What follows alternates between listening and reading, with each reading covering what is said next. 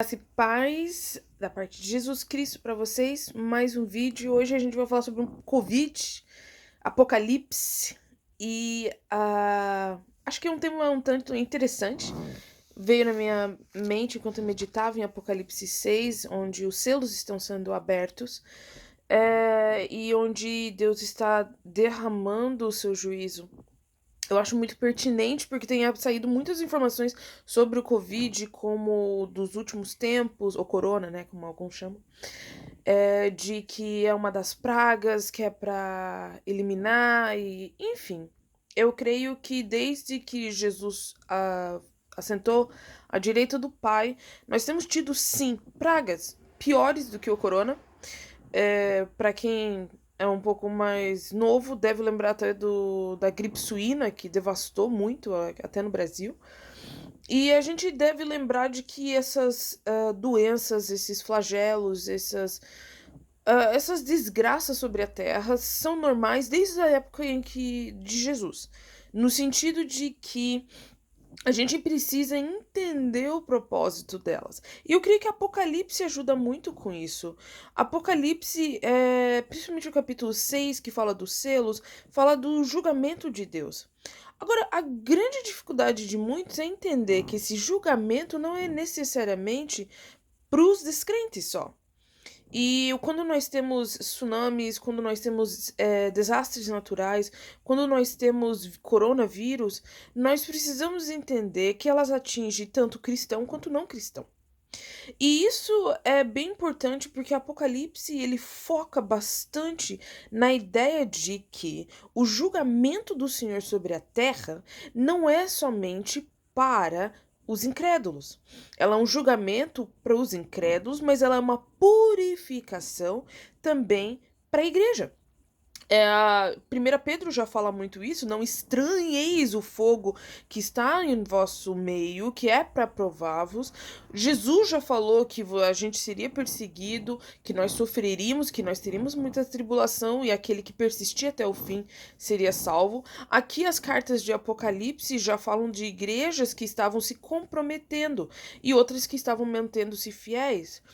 A ideia é, corona ou sem corona, nós precisamos entender que todo desastre, toda a questão de acontecimento mundial que está acontecendo na Terra já é resultado de Gênesis 3. Já é resultado do pecado que habita no mundo. Já é o resultado daquilo que o homem fez de pecar e se rebelar contra o Senhor.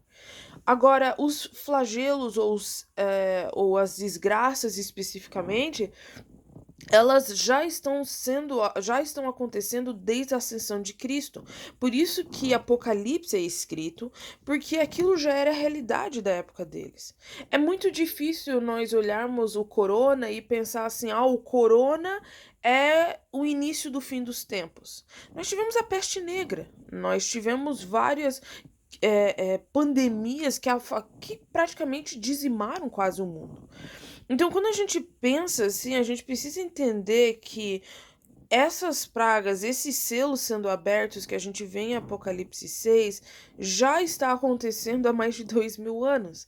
E é uma prova de que Deus vai punir o mundo. E essa imagem, na verdade, ela é tirada lá de Ezequiel 14 e também de Levíticos.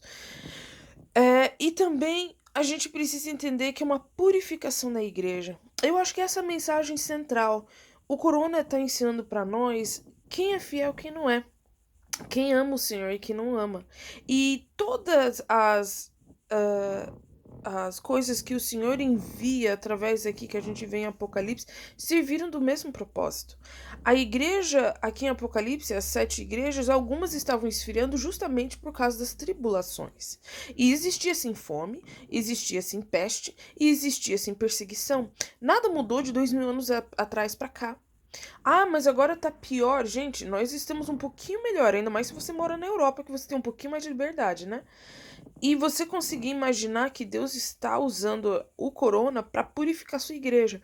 Então, quando a gente pensa no corona e a gente gostar de pensar que tá vindo o anticristo, que tá vindo a marca da besta, que tá um sistema mundial, deixa isso de lado. Primeiro, o sistema mundial é um negócio que até hoje eu não tô entendendo por que o pessoal inventa isso. Gente, o mundo jaz no maligno. Tudo que está no mundo é maligno. A gente gosta de santificar e dividir, pensar que, isso aqui agora vai ser a nova ordem mundial. Gente, a ordem mundial é o mundo.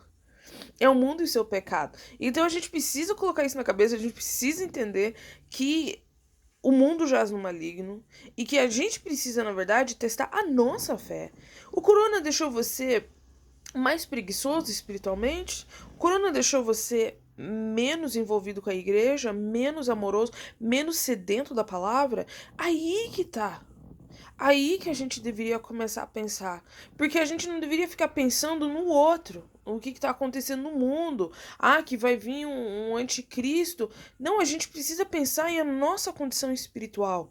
E é o que a gente consegue ver aqui, não só em Apocalipse 6, mas também em Ezequiel, onde Deus envia as pragas lá, e geralmente é no número de 4, né? E a mesma imagem usada aqui e também em Zacarias, justamente para purificar o seu povo, para que o remanescente, que é uma ideia do Antigo Testamento, seja mais purificado e mais santificado, ou seja, o corona é para te deixar mais perto de Deus, e ao mesmo tempo é para tirar, ou como diz Jesus, aquele que tinha pouco, até o pouco que tinha seria tirado, aqueles que não estão sendo fiéis. Então eu acho isso que é a mensagem mais importante da gente pensar no corona, do que ficar pensando só em termos apocalípticos, né, ou sensacionalistas. A gente precisa entender na nossa vida aquilo que Deus está tentando fazer. Então, que essa mensagem possa te abençoar, que você possa ver o tempo do corona não um tempo para você esfriar na fé, mas para você ficar mais forte. E também parar de achar que doenças não pegam crente. Gente, eu tive muitos amigos morrendo, muita gente que eu conheço doente. De novo, quando Deus manda esses selos e abre esses selos, ele abre para dois grupos de pessoas. Aqui, ou três, na verdade, eu gosto de pensar. Aqueles que já estão no mundo vão ser julgados, aqueles que estão na igreja com o pé no mundo vão ser mandados para fora, e aqueles que vão passar por essas tribulações e se mostrar cada vez mais fiéis. Então, qual grupo você pertence e o que Deus está falando com você durante esse tempo? Deus te abençoe.